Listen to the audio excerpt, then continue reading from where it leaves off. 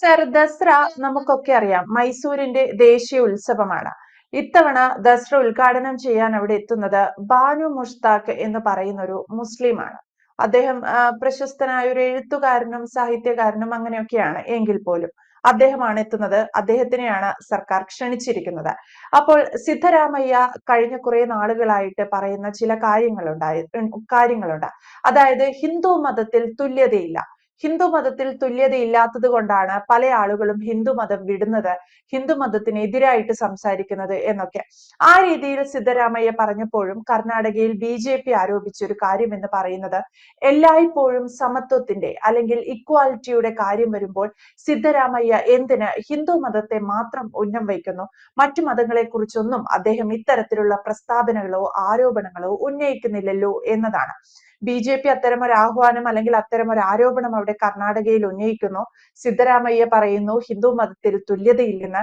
ഇത്തരത്തിലുള്ള പ്രസ്താവനകൾക്കും ആരോപണങ്ങൾക്കും പ്രത്യാരോപണങ്ങൾക്കും ഒക്കെ ഇടയിലാണ് ദസ്ര വരുന്നത്. ആ ദസ്ര ഉദ്ഘാടനം ചെയ്യുന്നതാകട്ടെ ബാനു മുഷ്താഖ് എന്ന് പറയുന്ന ഒരു മുസ്ലിമും. സർ, സിദ്ധരാമയ്യയുടെ തന്ത്രം എന്താണ്, അല്ലെങ്കിൽ ഈ വിഷയത്തെ എങ്ങനെ വിലയിരുത്താം? ബാനു മുസ്താഖ് ഏതാണ്ട് 72 വയസ്സുള്ള ഒരു അഡ്വക്കേറ്റ് ആയിട്ടുള്ള ഒരു സ്ത്രീയാണ്. ഇപ്പോഴേ ബുക്കർ സമ്മാനം ലഭിച്ചിട്ടുണ്ട്, നമ്മളുടെ അരുന്ധതി റോയിയെ പോലെ. അതുപോലെ ഒരു സെക്ടറിൽ ഇത് കിട്ടിയിട്ടുള്ളതാണ്.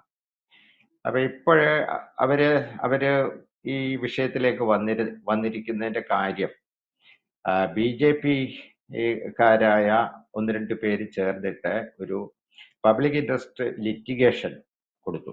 അതായത് ഈ കർണാടകയുടെ ദേശീയ ഉത്സവം എന്നല്ല അതിന് പറയേണ്ടത്. ശരിക്കും പറഞ്ഞു കഴിഞ്ഞാൽ മൈസൂറിന്റെ ദേശീയ ഉത്സവമാണ്. അവരാണ് ഓണം പോലെ, നമ്മൾ ഓണം ആഘോഷിക്കുന്നത് പോലെ വളരെ വ്യാപകമായിട്ട് ദസറ ആഘോഷിക്കുന്നത് മൈസൂറിലാണ്. അപ്പൊ കർണാടകയുടെ പല ഭാഗങ്ങളിൽ ഇപ്പൊ അത് കാണും. അപ്പൊ ഈ പറയുന്ന ദസറ ആഘോഷം, അതായത് ഈ ആ ആഘോഷം, അതിന്റെ ഔപചാരികമായ ഉദ്ഘാടനം നടത്താനായിട്ടാണ് ബാനു മുസ്താഖിനെ സിദ്ധരാമയ്യ, അതിപ്പോ ഗവൺമെന്റ് ആണ് നടത്തുന്നത്. ഇവിടെ നമ്മൾ ഓണാഘോഷം നമ്മുടെ സർക്കാർ നടത്തുന്ന പോലെ തന്നെ ദസറ ആഘോഷം കർണാടക സർക്കാർ നടത്തുകയാണ്. അപ്പൊ അതിന്റെ ഭാഗമായിട്ട് ഈ ബാനു മുസ്താഖിനെയാണ് അവര് കർണാടക സർക്കാർ ക്ഷണിച്ചിട്ടുള്ളത്. അപ്പം എന്താണ് ഇതിൻ്റെ അകത്തെ വിവാദം എന്നുള്ളത്, സത്യം പറഞ്ഞു കഴിഞ്ഞാൽ ഇതിൻ്റെ അകത്ത് എന്താണ് വിവാദം, നമുക്കത് അതിശയം തോന്നുന്ന ഒരു കാര്യമാണ്. ഇദ്ദേഹം സിദ്ധരാമയ്യ നിരീശ്വരവാദിയാണ്, സെക്യുലറിസ്റ്റ് ആണ്. പിന്നീട് വളരെ ശക്തമായ തീരുമാനങ്ങളൊക്കെ എടുക്കുന്നത് അദ്ദേഹം ഇന്നലെ ഒന്നുമല്ല, ഏതാണ്ട് പുള്ളി രാഷ്ട്രീയ പ്രവേശിച്ച കാലം തൊട്ടുള്ള ഒരു ചില ക്വാളിറ്റിയിൽ ഒന്നാണ് മതേതരനായിട്ട് ജീവിക്കുക, അല്ലെങ്കിൽ മതേതരനായിട്ടാണ് അദ്ദേഹം പെരുമാറിക്കൊണ്ടിരിക്കുന്നത്. പക്ഷേ അദ്ദേഹത്തിന്റെ ഒരു വോട്ട് സോഴ്സ് എന്ന് പറയുന്നത് ഈ പറയുന്ന ന്യൂനപക്ഷമാണ്. ന്യൂനപക്ഷത്തിനെ പ്രീണിപ്പിച്ചു നിർത്തുന്ന എല്ലാവിധ ഏത് ലാക്ക് കിട്ടിയാലും സിദ്ധരാമയ്യ അത് ഉപയോഗപ്പെടുത്തുന്നതായിട്ട് നമുക്ക് കാണാൻ പറ്റും. അതുപോലെ ഒരു എന്താണ് ഒരു ടെക്നിക്, അല്ലെങ്കിൽ അതുപോലെ ഒരു ലാഭം കൊയ്യാൻ വേണ്ടിയിട്ടാണ് ഈ മുസ്താഖ് ഇഷ്യൂ വിഷയത്തിലധികം വിപുലമാക്കിയെന്ന് വേണം കരുതേണ്ടത്. ഇനിയിപ്പോ ഇത് നമ്മൾ പറയുകയാണെങ്കിൽ ഇവർക്ക് നോബൽ ഈ എന്താണ് ബുക്കർ സമ്മാനം കിട്ടിക്കഴിഞ്ഞപ്പോൾ നമ്മൾ മനസ്സിലാക്കിയ ഒരു കാര്യമുണ്ട്. സാധാരണഗതിയിലെ ഒരു മുസ്ലിം എഴുത്തുകാരിക്ക് ഇതുപോലെയുള്ള സമ്മാനം കിട്ടിക്കഴിഞ്ഞാൽ മുസ്ലിം സമുദായം വളരെ ആഘോഷപൂർവ്വം അതിനെ കൊണ്ടാടുന്നതാണ്. പക്ഷേ ബാനു മുസ്താഖിന്റെ കാര്യത്തിൽ അവര് ഒരു വ്യത്യസ്തമായ സമീപനമാണ് അവരെടുത്തത്. അവരൊരു റിലീജിയസ് മുസ്ലിം അല്ല എന്നാണ് അവരുടെ ഇൻട്രോയിൽ നിന്നും പ്രൊഫൈലിൽ നിന്നും ഒക്കെ നമുക്ക് മനസ്സിലാകുന്ന കാര്യം. മാത്രമല്ല അവരെഴുതിയ പുസ്തകത്തിൻ്റെ അകത്ത് വളരെ കാതലായ ഒരു ചോദ്യം അവരുന്നയിക്കുന്നുണ്ട്: ദൈവം എന്തുകൊണ്ട് സ്ത്രീ ആയില്ല? അതാണ് അവരുടെ ഏറ്റവും വലിയ വിഷയം. അതെന്ന് പറയുന്നത് മുസ്ലിം സമുദായത്തിനെ സംബന്ധിച്ചിടത്തോളം ഏറ്റവും ആ, അരോചകവും സമ്മതിക്കാൻ പറ്റാത്തതുമായ ഒരു ചോദ്യമാണ് എന്തുകൊണ്ട് ദൈവം സ്ത്രീയായില്ല. അതിപ്പം ഏത് ദൈവത്തിനെ പറ്റിയാണ് എന്നുള്ളതൊന്നും അതിൻ്റെ അകത്ത് ഒരു വിഷയമല്ല. അവര് പറഞ്ഞേക്കുന്നത് ദൈവം എന്തുകൊണ്ട് സ്ത്രീയായി ആയില്ല. അപ്പൊ ഈ ചോദ്യത്തിന്റെ പുറത്ത് അവരെ എന്താണ് ആ ഉയർത്തി കാണിക്കാനോ ഒന്നും അവിടുത്തെ അല്ലെങ്കിൽ ബുദ്ധിജീവി മുസ്ലിങ്ങൾ ഉൾപ്പെടെ ആളുകൾ തയ്യാറായില്ല എന്നുള്ളതാണ് അതിൻ്റെ അകത്തെ ഒരു സവിശേഷമായ കാര്യം. അപ്പൊ ഇവര് ഇതിൻ്റെ അകത്തെ രാഷ്ട്രീയവും രാഷ്ട്രീയ ലാഭവും വളരെ പെട്ടെന്ന് കണ്ടുപിടിക്കാൻ കഴിഞ്ഞ ഒരു വ്യക്തിയാണ് സിദ്ധരാമയ്യ. അപ്പൊ ഇവരെ കൊണ്ടുവന്നു കഴിഞ്ഞാൽ ദസറ ഉദ്ഘാടനം ചെയ്യാൻ കൊണ്ടുവരിക എന്ന് പറയുമ്പോൾ അതിൻ്റെ അകത്ത് ഒരു രസകരമായ പൊളിറ്റിക്സ് ഉണ്ട്. ദസറ ബേസ് ചെയ്തിരിക്കുന്നത് ചണ്ഡിക എന്ന് പറയുന്ന ദേവതയെ അടിസ്ഥാനമാക്കിയിട്ടാണ്. അതായത് ദേവിയാണ്. 9 ദിവസത്തെ ഇതിനു ശേഷം ദാരികനെ കൊല ചെയ്യുന്ന ദേവിയായിട്ടാണ് ചണ്ഡിക അവതരിക്കുന്നത്. അപ്പൊ അതിൻ്റെ ഒരു ആഘോഷമാണ് നമ്മളുടെ ഇവിടുത്തെ വിജയദശമി പോലെ അവിടെ ദസറ ആഘോഷിക്കുന്നത്. അതിലേക്ക് കൊണ്ടുവരുമ്പോൾ അവിടെ ഒരു ചോദ്യം ഉന്നയിക്കപ്പെടുന്നുണ്ട്. അതായത് ഇവരുടെ കാര്യത്തിൽ ഇവർ ചോദിച്ച ചോദ്യത്തിൻ്റെ അകത്ത് ഒരു തിരുത്തുണ്ട്. ദൈവം സ്ത്രീയായിട്ട് അവതരിക്കുമോ, അല്ലെങ്കിൽ എന്തുകൊണ്ട് ദൈവം സ്ത്രീ ആകുന്നില്ല?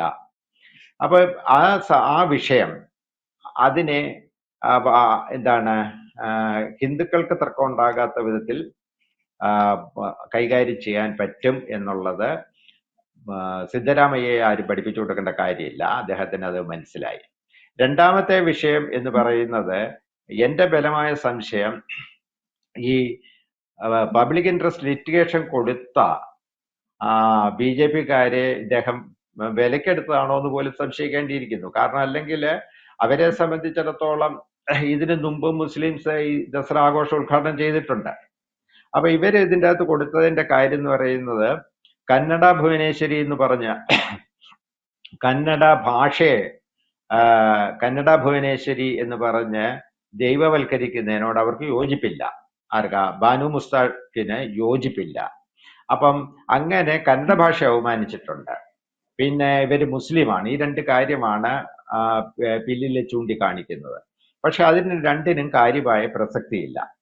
പക്ഷേ സിദ്ധരാമയ്യയെ സംബന്ധിച്ചിടത്തോളം സിദ്ധരാമയ്യയുടെ ഒരു പൊളിറ്റിക്കൽ ഡ്രൈവ് അല്ലെങ്കിൽ ഒരു പൊളിറ്റിക്കൽ ഇന്റലിജൻസ് പുള്ളി ഉപയോഗിച്ചത് എങ്ങനെയാണ് എന്ന് ചോദിച്ചു കഴിഞ്ഞാൽ, ഈ പറയുന്ന ഒരു മുസ്ലിം ആയിട്ടുള്ള ഒരു എഴുത്തുകാരിയെ, ലോകപ്രശസ്തയായ ഒരു എഴുത്തുകാരിയെ അവിടെ കൊണ്ടുവന്നിട്ട് ദസറ ഉദ്ഘാടനം ചെയ്യാനായിട്ട് ഏൽപ്പിക്കുമ്പോൾ സ്വാഭാവികമായിട്ടും മുസ്ലിം സ്ത്രീകളിൽ ഉണ്ടാകുന്ന ഒരു വൈകാരികമായ ചായ്വ്, ഇദ്ദേഹത്തിന്റെ കോൺഗ്രസ് പാർട്ടിയോടും ഇദ്ദേഹത്തിന്റെ ഗവൺമെന്റിനോടും ഉണ്ടാകുന്ന വൈകാരികമായ ഒരു ചായ്വ് മുതലെടുക്കാൻ വേണ്ടിയിട്ടാണ് അദ്ദേഹം മെയിൻ ആയിട്ട് ഉപയോഗിക്കുന്നത്.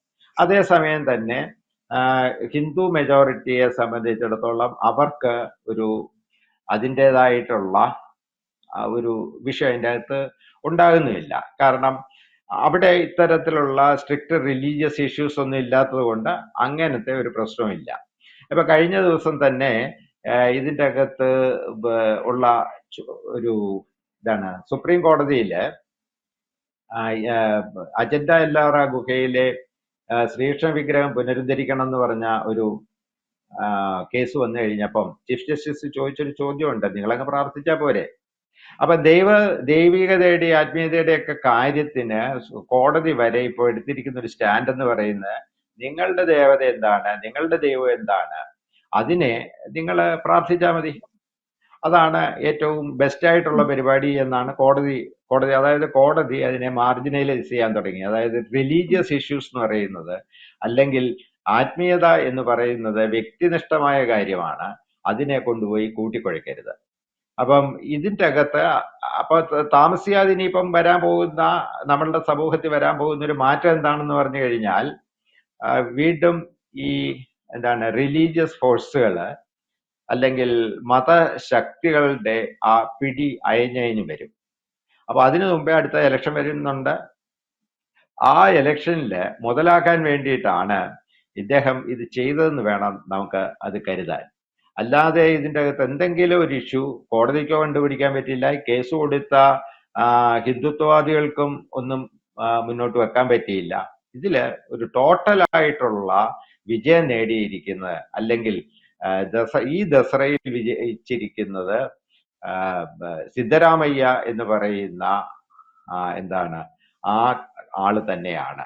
അതാണ് അതിൻ്റെ ഒരു പൊളിറ്റിക്കൽ പോക്ക്. അല്ലാതെ ഈ ഒരു രാഷ്ട്രീയക്കാരും ഒരു മതത്തെയും അങ്ങനെയൊന്നും കൈകാര്യം ചെയ്യ പൊളിറ്റിക്കൽ ഗെയിൻ ഇല്ലാതെ കൈകാര്യം ചെയ്യില്ല. അപ്പൊ അദ്ദേഹം ഹിന്ദുക്കളുടെ തുല്യതയുടെ പ്രശ്നം പറയുകയാണെങ്കിൽ ഹിന്ദുക്കളെ മാത്രം ആരോപിക്കുന്നു പറഞ്ഞാൽ അതിൽ നിന്ന് റെസിസ്റ്റൻസ് ഉണ്ടാകുകയില്ല എന്ന് അദ്ദേഹത്തിന് ഉത്തമ ബോധ്യമുള്ളത് കൊണ്ടാണ്.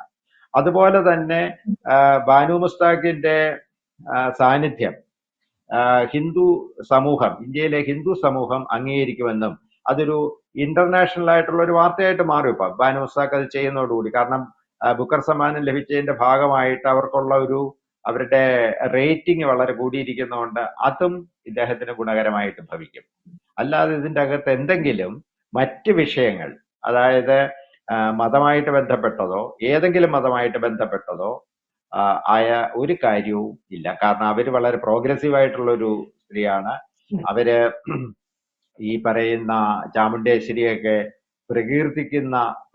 പ്രകീർത്തിച്ചുകൊണ്ടും അംഗീകരിച്ചുകൊണ്ടും സംസാരിക്കുന്ന ഒരു സ്ത്രീയാണ്. അപ്പൊ ഇതിൻ്റെ അകത്തുള്ള വിഷയം എന്ന് പറയുന്നത് താൽക്കാലികമായിട്ടൊരു കുളങ്കലക്കലിന് കൂട്ടിയായിരുന്നു. അതിൻ്റെ അകത്ത് BJP-യും കോൺഗ്രസിലെ സിദ്ധരാമയ്യ വിഭാഗവും കൂട്ടിയായിരുന്നു എന്നുള്ളതാണ് നമുക്ക് ഇതിന് മനസ്സിലാക്കാൻ പറ്റും. എന്തായാലും ബാനു മുഷ്താഖാണ് ഇത്തവണ ദസറ ഉദ്ഘാടനം ചെയ്യുന്നത്. അതിനെതിരെ BJP അവിടുത്തെ ഹൈക്കോടതിയെ സമീപിച്ചിരുന്നു. ഹൈക്കോടതി പക്ഷേ ആ ഹർജികൾ സ്വീകരിച്ചിട്ടുമില്ല. ബാനു മുഷ്താഖിനെ പോലെ ഒരു മുസ്ലിം അല്ല ദസറ ഉദ്ഘാടനം ചെയ്യേണ്ടത് എന്നാണ് BJP ഉന്നയിക്കുന്ന ഒരു കാര്യം എന്ന് പറയുന്നത്. ഒപ്പം സിദ്ധരാമയ്യയുടെ പലതവണയായിട്ടുള്ള ഹിന്ദു വിരോധം എന്നാണ് BJP അതിനെപ്പറ്റി അഭിപ്രായപ്പെടുന്നത്. ഹിന്ദുവിനെതിരായുള്ള അല്ലെങ്കിൽ ഹിന്ദു മതത്തിൽ തുല്യതയില്ല തുടങ്ങിയ സിദ്ധരാമയ്യയുടെ ചില പ്രസ്താവനകളാണ് സിദ്ധരാമയ്യയെ ഈ വിഷയത്തിൽ പ്രതിസ്ഥാനത്ത് നിർത്തിയിരിക്കുന്നത്. എന്തായാലും ബാനു മുഷ്താഖ് ഇത്തവണ ദസറ ഉദ്ഘാടനം ചെയ്യുമെന്നത് ചർച്ചകളിൽ സജീവമാവുകയാണ്. BJP നൽകിയ ആ ഹർജിയാണ് ഈ ചർച്ചയ്ക്ക് തുടക്കമിട്ടിരിക്കുന്നത്. എന്തായാലും വ്യക്തമാണ്. Thank you Ashok sir.